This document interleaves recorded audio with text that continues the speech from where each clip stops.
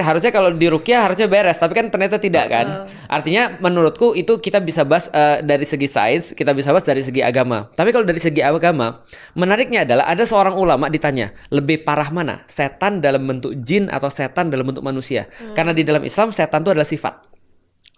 Setan itu sifat, iblis adalah jin. Dan setan ada jin, ada manusia.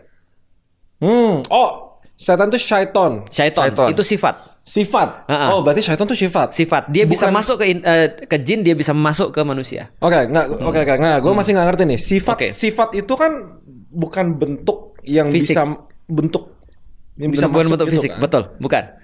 Tapi itu kayak analoginya sihirnya iblis buat bisa ditaruh ke orang atau apa gitu. Enggak, sifat itu lebih tepatnya adalah kondisi yang melekat pada seseorang ketika dia melakukan suatu aktivitas, itu sifat. Dan sifat itu bisa berubah. Akan berpengaruh ke personality gak sih sifat tuh? Benar, sifat berpengaruh ke Tapi personality. syaiton siapa yang tanam? Nah, syaiton itu jadi gini, manusia diciptakan dengan pilihan.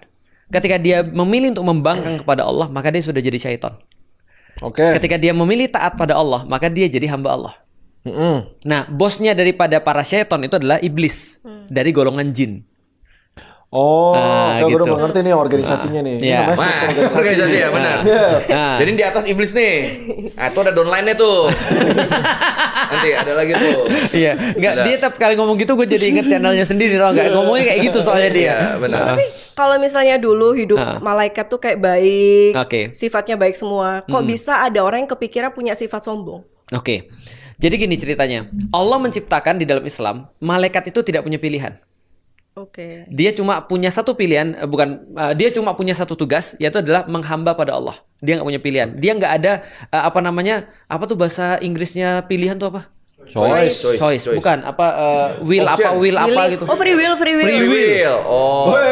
Will Smith. Bukan Fior. Akhirnya pinter dia ya. Oh, free will tuh yang Iya. Orca, paus. Nah, Iya, free will. itu Free Willy. Nggak tahu dia pasti nggak tahu. Dia nggak tahu. Oke, dia nggak punya free will, malaikat. Tapi Allah menciptakan jin dan manusia punya free will. Oke. Jadi jin bisa jadi syaiton, manusia bisa jadi syaiton.